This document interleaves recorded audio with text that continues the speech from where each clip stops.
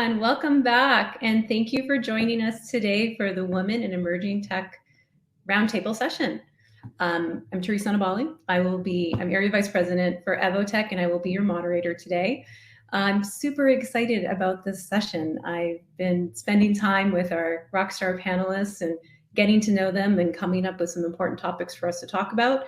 So over the next 45 minutes, I'll be guiding you through an inspiring conversation with these inspiring leaders on some topics that are relevant for today. We're going to talk a little bit about these exciting movements we're seeing for women in the workplace. We're going to find out more about building our brand and how to build a network for life, which is something that they've been doing and inspired me when I was talking with them about it. And, to follow up, we're going to talk a little bit about how to build your blueprint for success. Really, the goal for the audience, for you guys to take away, is to be inspired and motivated to build the next version of you. So I'm super excited to introduce our leaders joining us today for this discussion. I think they're going to be joining us here in just a second. Here they are. Hi. All right, ladies, I'm super excited about this. I know we've had a chance to talk both one-on-one and as a group. And, I have 3 talk tracks that I'd like to try to cover in our time that we have today. And I'm so glad there's a timer because I forgot to ask Mike about that. So now I can try to keep us on track. So thank you very much for joining.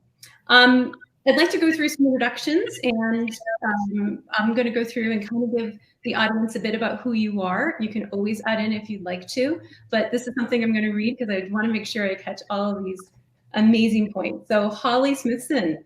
Holly is recognized throughout California as a disruptive and innovative leader. I love this. She has also been recognized as one of the top 500 most influential leaders, CEO of the Year, Businesswoman of the Year, and Champion of the Women. Currently, Holly is the CEO of Athena, which I am a member of, so I can't wait for you to tell us a little bit more about this. An organization that fast-tracks women in STEM through leadership development, mentoring, and advocacy services. So thank you for joining us today, Holly. I'm excited to be here with you, Teresa. Yeah. Natalie. So Natalie Corridan-Gregg.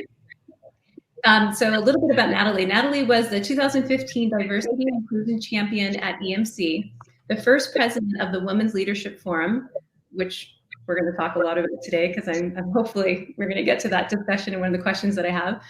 The catalyst for the EMC Working Mothers Experience Coffee Table Book Project, which is fascinating when you told me about it. Natalie holds 2 engineering patents, one in Hadoop and IoT, and is equally passionate about her engineering work, focus on the environment, and her advocacy for working women. Currently, Natalie is the VP of Competitive Intelligence at Cohesity. Thank you for joining me. Thank you. Glad to be here. Great. Leila. So Leila Golchehreh, which maybe someone recognized from the previous session, which I attended, which was great, Leila. So thank you. I got to learn a lot about data protection. Leila is an entrepreneur, a data protection expert, and lawyer with more than 15 years experience building global data protection programs and businesses in diverse sectors like AI, IoT, computing, healthcare, and counseling for her clients globally.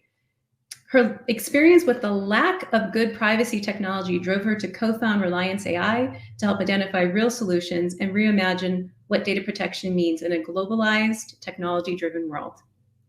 Fascinating. We'll talk a lot about that too to come. So, thank you for your time. I think if you guys are good, we'll just jump into it. We've got lots to cover. We've only got, 40 minutes? So let's get through it. So the first track I wanted to talk about was the exciting women movement that we're seeing in the workplace. Let me set up this first question for Holly and Natalie here. So McKinsey & Company recently released their report on women working in the workplace. It is a comprehensive study, I think the largest done, of women in corporate America. And in the findings, they shared that what they're seeing is what they're calling, we're in the midst of a big breakup, meaning women leaders are switching leadership positions faster than ever. They're moving from their companies to other companies, and due to lack of opportunity and growth in the companies that they're in. What this is doing is actually causing a gap in the corporate environment for women leaders, and I guess a lack of pipeline is what they were saying. So Holly, my first question is for you. Give me your thoughts on this movement, and what is Athena doing to help develop women leaders for tomorrow? Well, it's a very interesting choice of words to characterize this scenario as the breakup. And like any relationship where you no longer have that equilibrium, where it's a give and a take, what we're finding is it's just a take sort of dynamic. And over time, that becomes unsustainable. And so much so we're seeing that unfold at scale. And obviously the pandemic helped accelerate that dynamic. So it's an opportunity. I mean, we're calling this, the great talent war. We're seeing the retention rates just plummet across all companies. And companies understand this is not an HR function. This is actually a business imperative. And so I think everybody's been made very clear that if you do not have a strategic investment in the development of your female leaders, you will not get your top talent. You will not get the cream of the crop and the high potentials to come to your company. So it's an interesting time. Obviously, Athena, we've been around. Next year, we're celebrating our 25 years of providing leadership training specifically for women in the STEM fields. And so how we work, we've got probably over 6,500 stakeholders that come through our 50 annual programs every year. They take it upon themselves to invest in their own leadership development. Those are the women that make up the 20% of all STEM jobs are women. So let that sink in for a second. 80% of all STEM jobs are held by men. Wow. And so that small subset that, like the women on today's panel, is a very small and a very privileged cohort. But what's really central to that success is the fact that our career success seldom exceeds our personal and professional development efforts. It's a direct correlation. And so on the corporate side, we have about 50 corporate partners that partner with us in the development of their female leaders and obviously in their advocacy for gender equality. So even though we've been around for 25 years, the time has come and now women are suddenly this emerging sector. And it's just, it's an opportunity and it's a privilege for everyone to understand that 51% of the global population we can't afford to treat them as if they're invisible. Mm-hmm. No, I love it. And I kind of want to say, I think one of the things that we all have in common is we've been part of this great breakup, I guess you would say, at one point or not in our careers, have we not? So I did smile when I read this because I'm like, finally. I understand it's causing a gap in corporate America, but at the same time, we're finally not waiting around and we're doing what we need to do to advance ourselves within our career. So I will say this, though, for the leaders in the audience and anyone who's listening in, go read this report because I think you'll find it pretty amazing at what they've come up with. It's like 66 pages. It's available online. Definitely take a read of it, and it might help you as you're putting together programs for your leaders moving forward. But really good point. So, Natalie, I want your opinion on this topic as well. So when you were at EMC, you founded the Women's Leadership Forum to address this issue and served as the president for 9 years. Now, as a leader startup, are you seeing this movement? How are you supporting your network to build a pipeline of leaders? And what programs are you seeing being created? Yeah, so it actually very similar to, it's really important. It all comes from development, right? We're going to talk more about that in a bit, but it's really about what Holly is saying, that investment in those, that bench strength for your company, whether you can't just have external programs, you have to have them, but you also have to have them internal, right? So what we built at EMC and Dell and AWS and now Cohesity is that internal support for that bench strength, and you have to have external support, coaches, mentors, programs for that as well, right? So to enable all of your workers, right, to be the best they can be, but there is, given it's the 50% of the workforce that we're trying to get to here, we need these programs specifically to bring that forward for women. right? For the unique challenges that our talent that is this gender. So one of the things that we did previously at my other companies and what we're doing at Cohesity, literally the second day that I was at Cohesity, I was absolutely delighted. There was a women of impact meeting, right? And Women's Impact Network. And it was exactly what I would have hoped for, right? And this is a younger company, right? I mean, it took years for us to establish that in more older companies that had, took time and effort to build it. It was my second day, and there's, let's say roughly 2,000 people at this company. They already have established affinity networks, which I think speaks to the movement. Mm-hmm. Number one, that companies are investing now. And number two, that it's not we have to do this. This is the right thing to do. And companies that are forward thinking in the technologies realize that this is the right investment, not only for women, but for their all of their diversity employees, that this is what we need to do to have the best diversity of thought in our companies. And it's a sign of a really strong, innovative company to invest in that way, and that it's supported. So I think that's really important. And especially when you're dealing with cutting edge technologies, like, and Leila's going to go into this more, I'm sure, and seeing her previous session. We have kindred spirit here coming from that security space, right? We both work in that, protection of personal privacy or data. And you want the best and the brightest in these areas when you're dealing with these cutting edge technologies. And companies are starting to realize, both with the work from home movement, with the enabling the best and brightest, they're not fitting the tiny little box that we had for people 5 years ago or 7 years ago. The best and the brightest are not within 30 miles of wherever you decide your headquarters were, and they don't fit the same, we'll just say criteria that you had for them before. And if you want the best and brightest, you need to adapt. And this is one of those adaptations. So that's great. Leila, please jump in. Yes. I was just going to add to Natalie's point. I mean, I think that this transition to work from home and remote work and hybrid work has been really awesome for women, for people of color, and exactly to your point, Natalie, just to look outside of our geographic bounds. And it certainly helped us at Relyance AI with our recruitment efforts, just to be able to get a little bit outside of this box of just recruiting in Silicon Valley and San Francisco, which is, we are now in 12 different states, and we've worked, there are companies, for anyone that's sort of evaluating, how can we actually do this? How do we hire people? Oh my gosh, all the tax implications and registration. There are opportunities to help access more women in the STEM field. To Holly's point, the data is just a little bit disconcerting. And I think there are, because of this transition to online, just huge opportunities for women to be recruited, for people of color, and to have a more diverse workplace and places that we were not expecting to hire.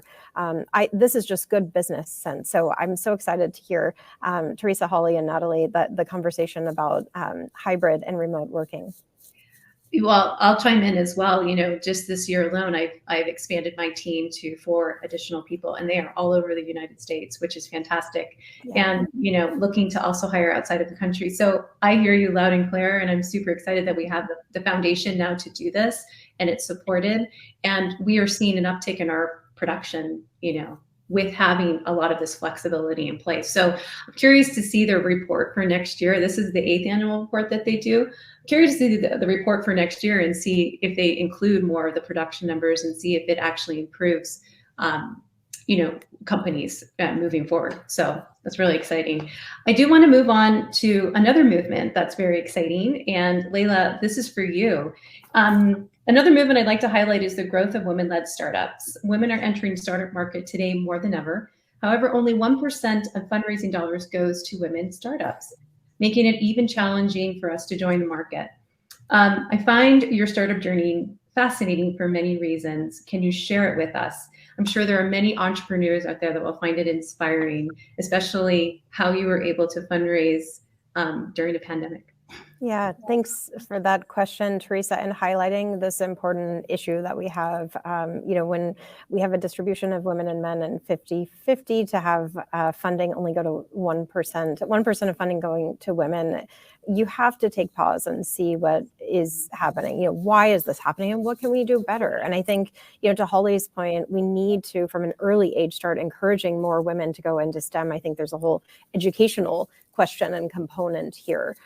Instead of just encouraging women to go into the arts and humanities, we need to just change the dialogue. And that is still a problem today, which is really surprising to even know about that it's 2022. Why are we still not talking about the importance of women getting into STEM early? We're talking, preschool, kindergarten, just embed this into our culture so that we can start to really focus on women taking on some of the hard sciences, which, there's absolutely no reason for these types of statistics. And I think when we start to get more women in STEM, so first, to Natalie's point, we need to start recruiting kind of outside of our geographic zones, and this is how we can get access to that, 20% of women in STEM and bring them into our companies.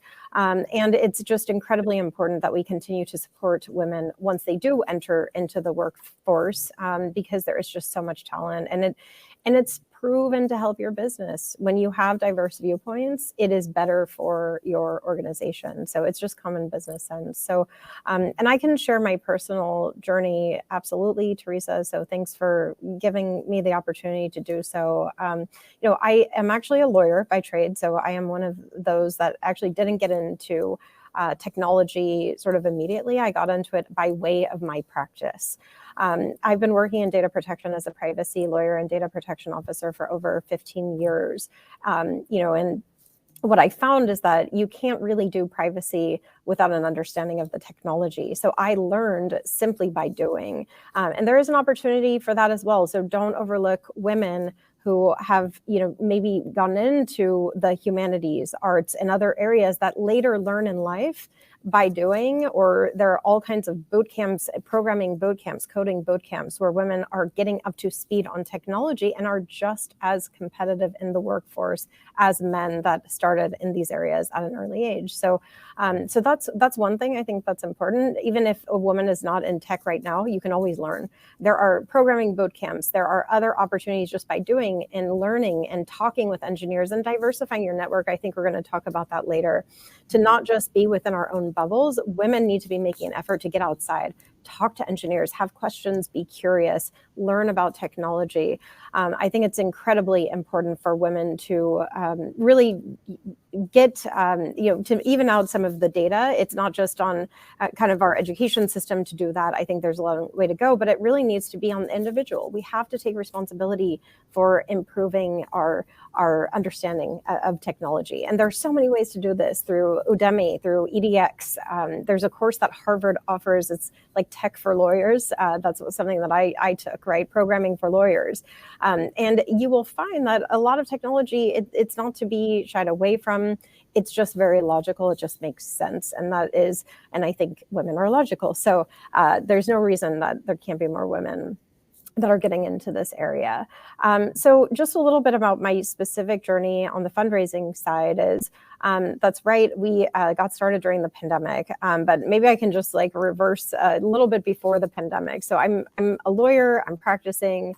2018 came around, and then for those on the call that might know, like Natalie, that is the year of the GDPR, or the General Data Protection Regulation.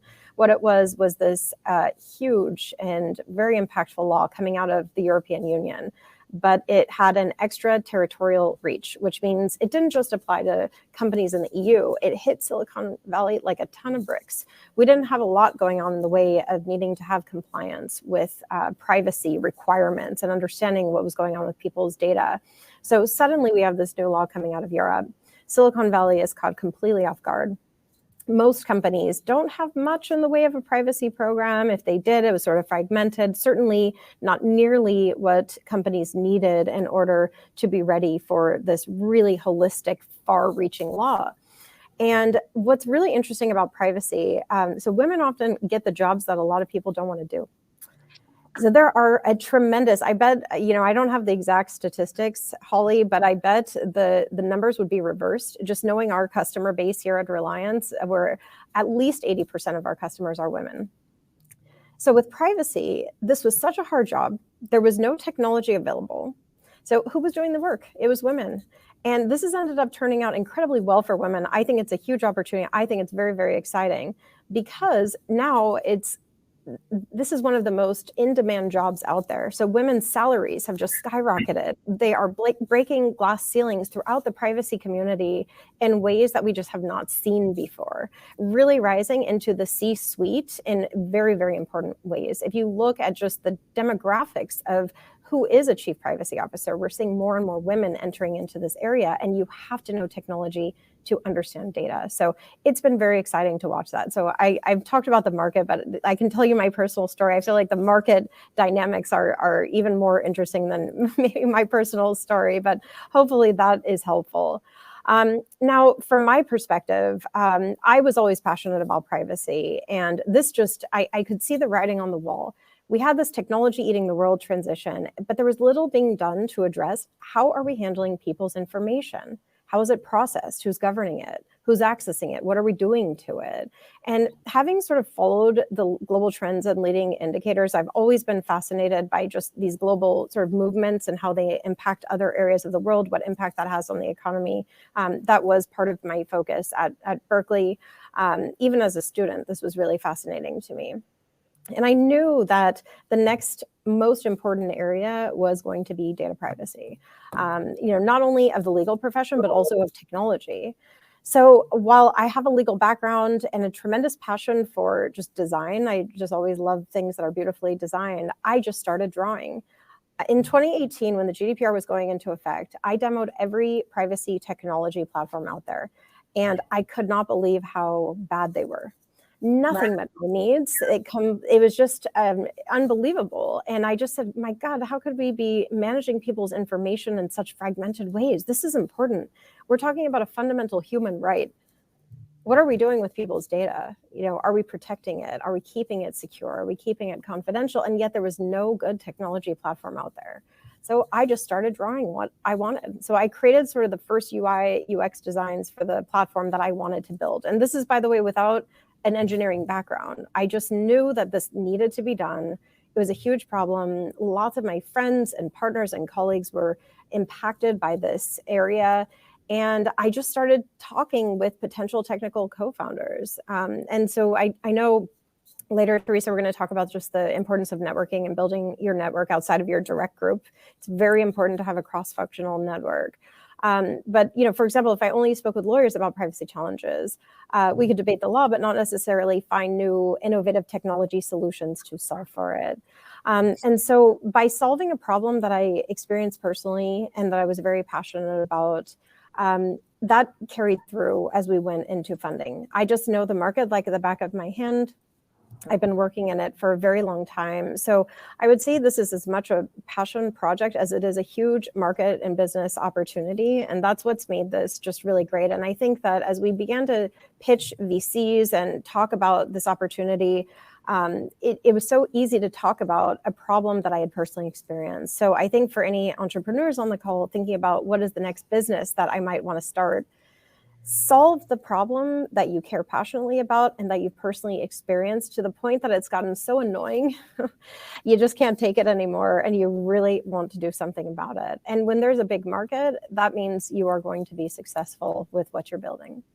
No, that's amazing. That was exactly what I wrote down, passion project, when you were talking, because I could tell even in your previous about that. So it was well received when you went in to do your pitches with the VCs. It sounds like regardless of the pandemic, you were still able to get through and raise the funds that were needed to start the company.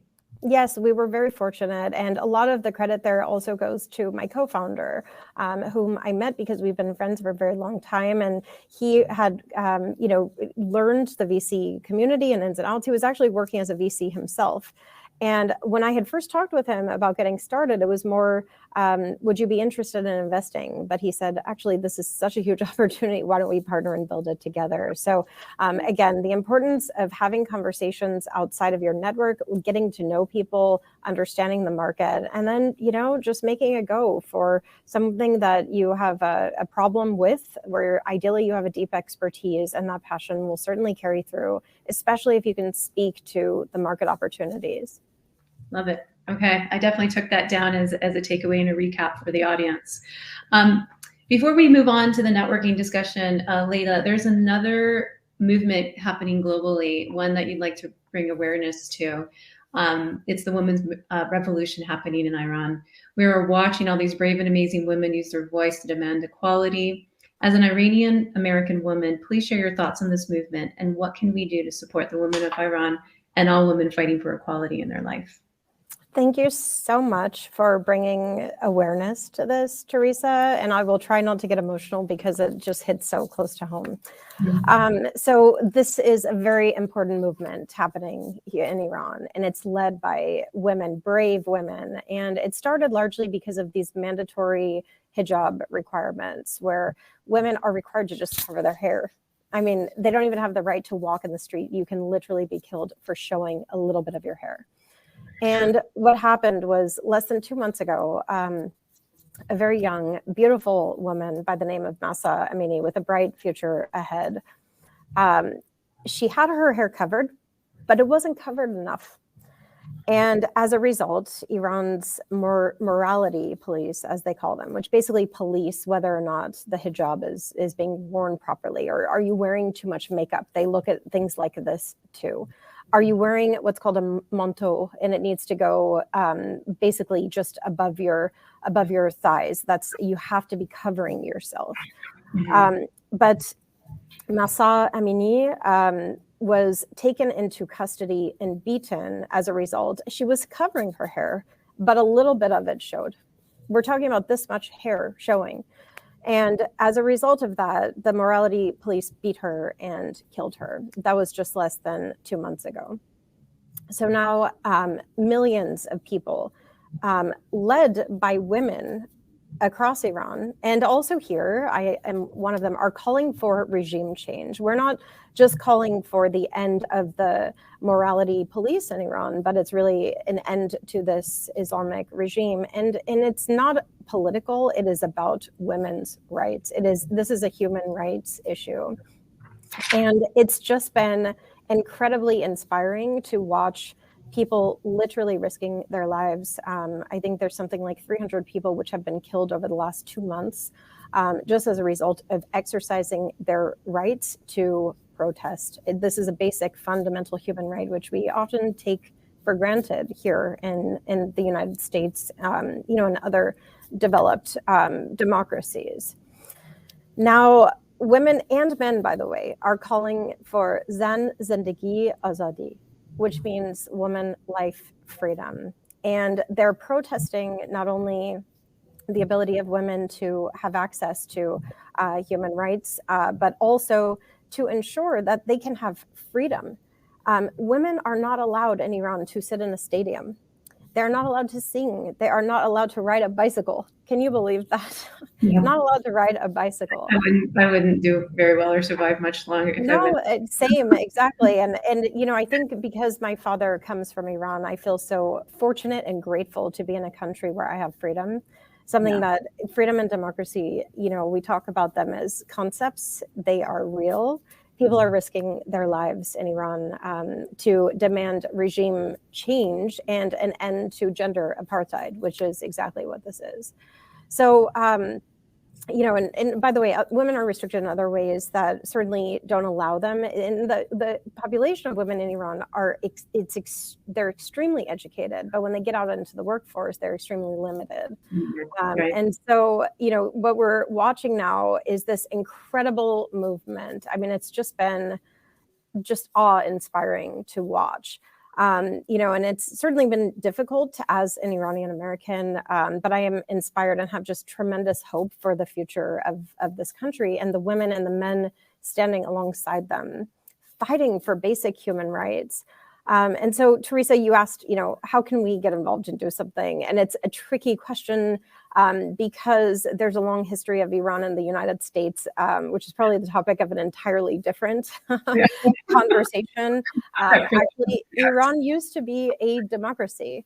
It used to be, I mean, as in women were wearing mini skirts. It was a free country. It was just like going to a European country.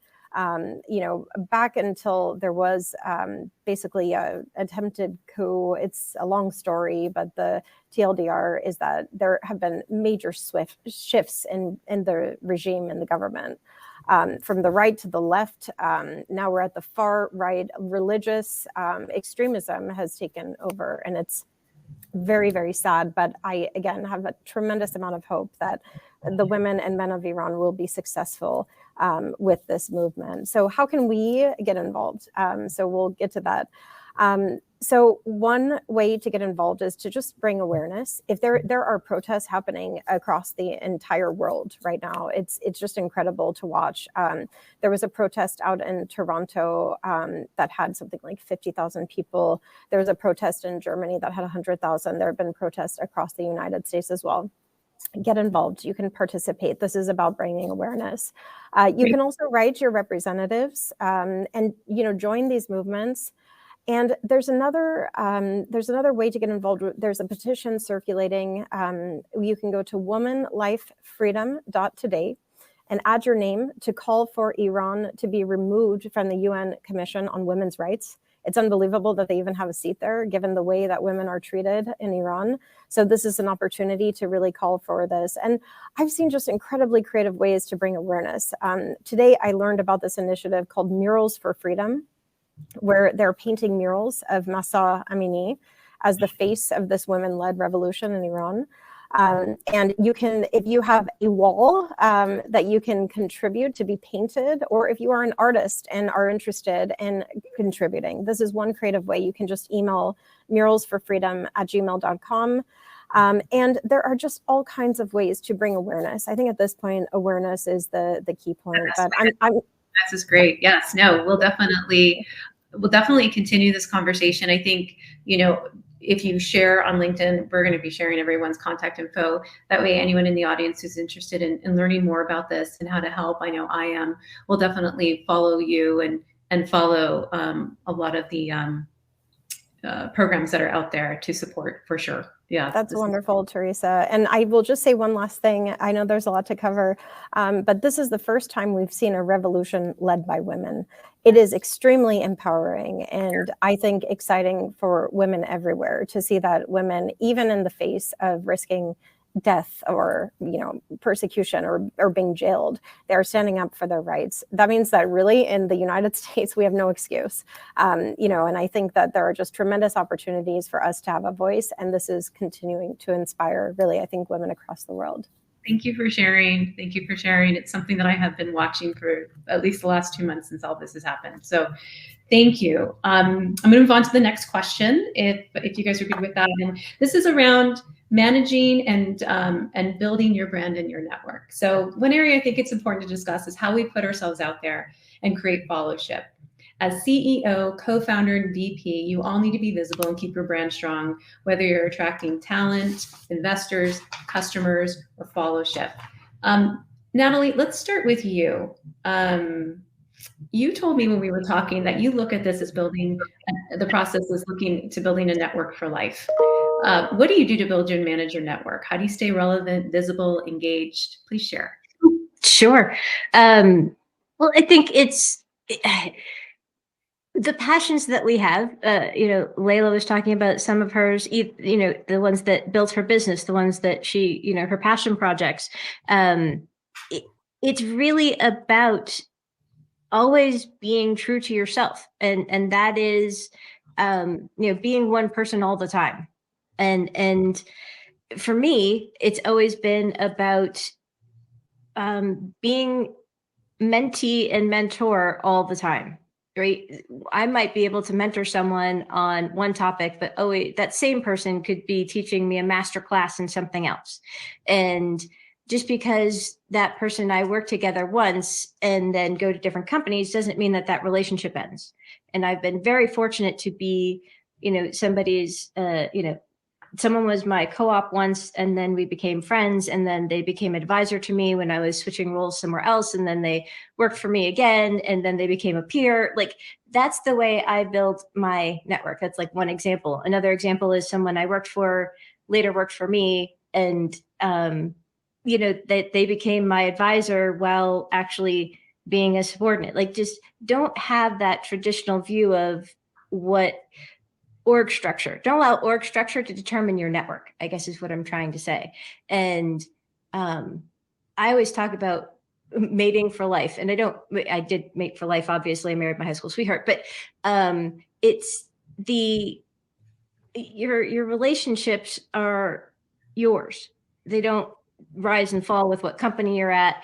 They don't, you get to choose what that looks like. And I have the saying personally that once on my team, always on my team. I have people who call me that haven't worked for me in 10 years and like, hey boss, I have a problem. Can we have a one-on-one? Like, they're not on my team, haven't been in a decade. And we have a one-on-one and we talk about what's going on for them and, brainstorm or whatever. And I can have a whole bunch of people I can do that with. And having those relationships that support you, just like when I had a child, having my village, right? Some of them were at work, some of them were at home, some of them were relations, and some people are my picked family, right? I don't believe in that compartmentalization thing, and that works for some people. That's not me.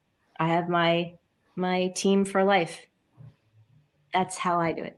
I love it. Holly, tell me a little bit about you. I mean, you've had many careers that each of them is a lifetime career, and you've had many of them. You have a vast network. Tell me about, how do you manage this? How do you build it? How do you grow it? Well, I mean, like anything else, we're always drawn to those people that share our values. Whether it's, oh my gosh, I love boxers, dogs. Oh my God, I love rowing, collegiate rowing. Whatever it is that you're passionate about, whether it's personal, whether it's professional, you're always going to attract those sort of like-minded people. And that's really been central to my entire career. Mm-hmm. I started as a reporter and a journalist, so it was my business to have access to the community that I was serving. Right, to understand what events they needed to be made aware of. I moved out of journalism and became a lobbyist, a federal lobbyist in Capitol Hill. So advocating for certain initiatives, I needed to build out a network so that people saw me as a credible resource when I went to the congressman, when I went to the senator, when I went to the assistant secretary, to sell them a vision that would benefit a broad set of constituents. All of that is banked on having access to a group of people who share your vision or need to be shown how they should share in the vision. And then when I came to California, I launched 3 advocacy groups. Again, the voice of a particular industry. In my case, it was clean tech back in 2008 when it was just an asset class. It wasn't even an industry, but it was really a vision of the mayors to make San Diego a global clean tech hub. And then to running VP of strategy for the statewide life sciences industry, the voice of the biotech, the big pharma. And then obviously being the voice of women in STEM. In each of those settings, it was having access to a network, building a network, going out and sharing what the vision or the sort of the grand vision is and why these people were critical to making sure that we realize our aims. And so that to me is, I have passion for this new novel industry that's going to make the world a sustainable planet, right? Biotech. Okay, I have a really, really deep value around making sure that drugs and treatment and therapies save lives in a much more faster and more equitable manner. Obviously, women making up 51% of the population. We can't leave half the population in the cold. It doesn't serve us.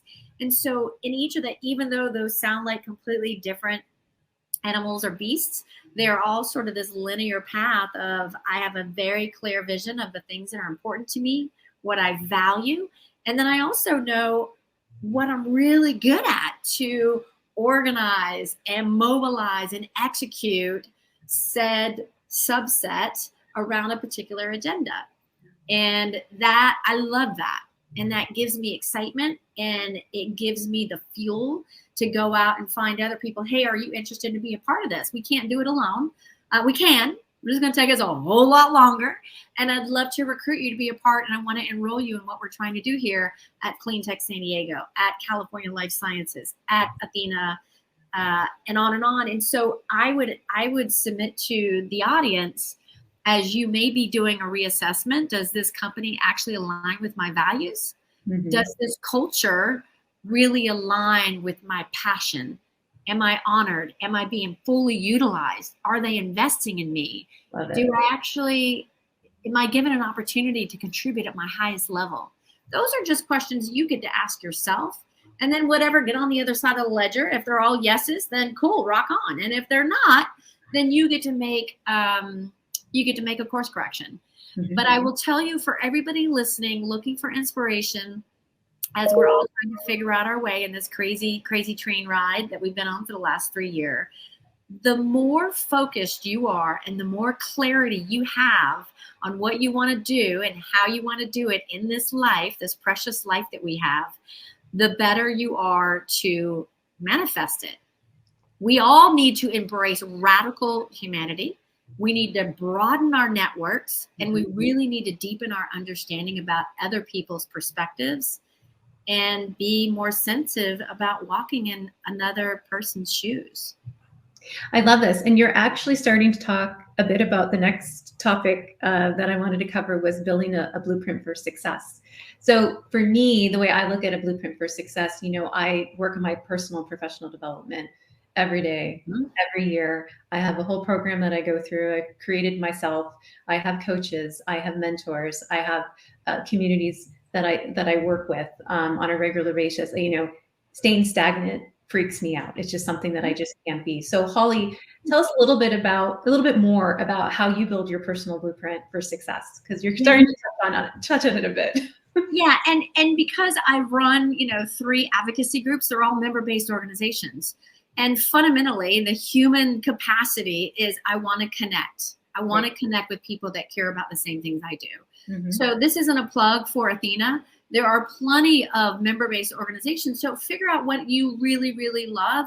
And for the women that join Athena, they're like, I don't want to be with other professional women per se. I want to be with fellow scientists. Mm-hmm. I want to be with fellow technologists and electrical engineers. I want to be with women that are really grappling with some of the most challenging societal initiatives. Those are the people that I want to be around.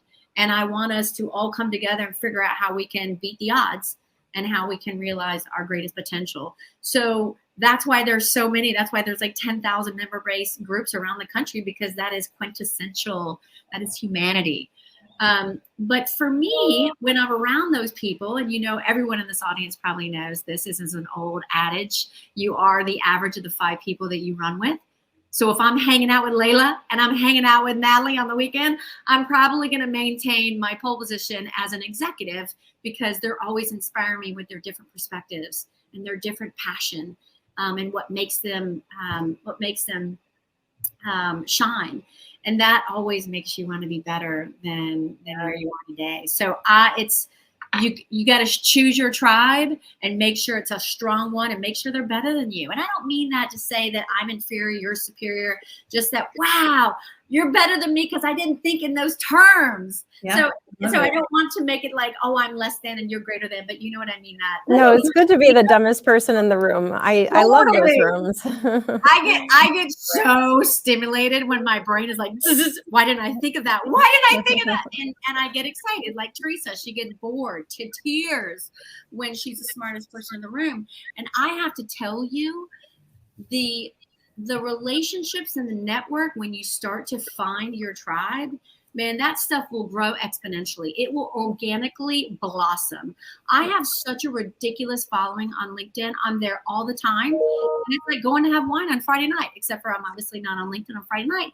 But you get to come in there and share your views. Talk about what's happening in Iran with that revolution. Talk about what's happening to Nancy Pelosi getting, her husband hit over the head on hammers, and why women in power are such a visceral threat to the world. Yes. These are just opportunities to have a voice and you're building your network, and you're like, I didn't know Leila cared as much about that as I do.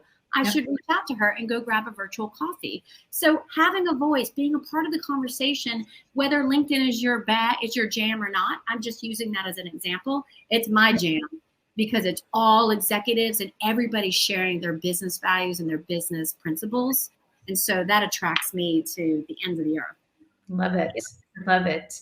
Now, I think we're at time, but I do want to maybe just, if you guys have just an extra minute, just to kind of go through your blueprint for success and off of this, because I think it's important, because a lot of people do come to me and say, what do you do? I mean, it's a great question.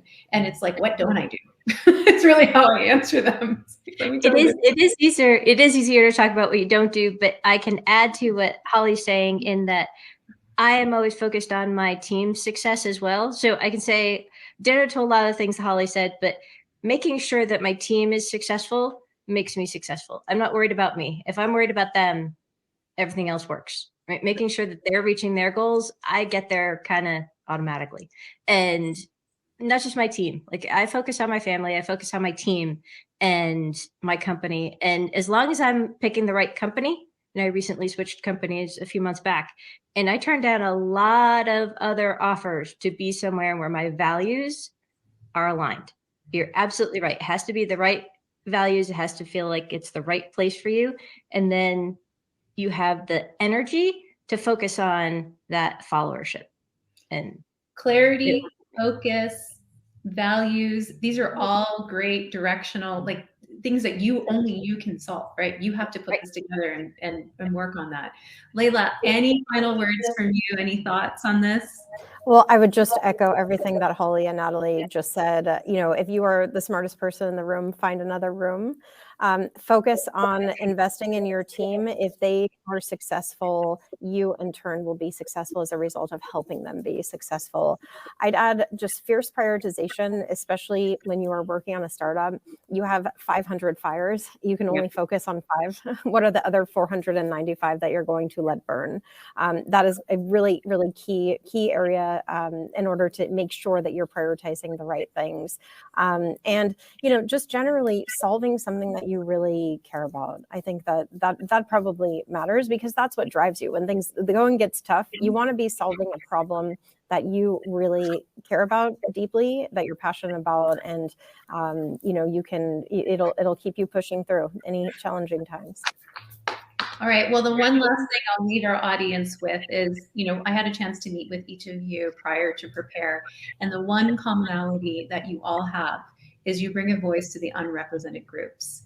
And I just want to say thank you for what you do and for being that voice, because for a lot of us, we're comfortable in some areas and not in others, but you guys are all rock stars, ladies are all rock stars. So thank you so much for joining us today. There's so much more I could talk to you about. I wish we had more time. So maybe we'll do a panel again sometime soon. And thank you for your time. Thank you. Thank you. Teresa. Thank you. Thanks for EVOTEK for hosting us. Yes, keep being that voice. Thank you. I love it.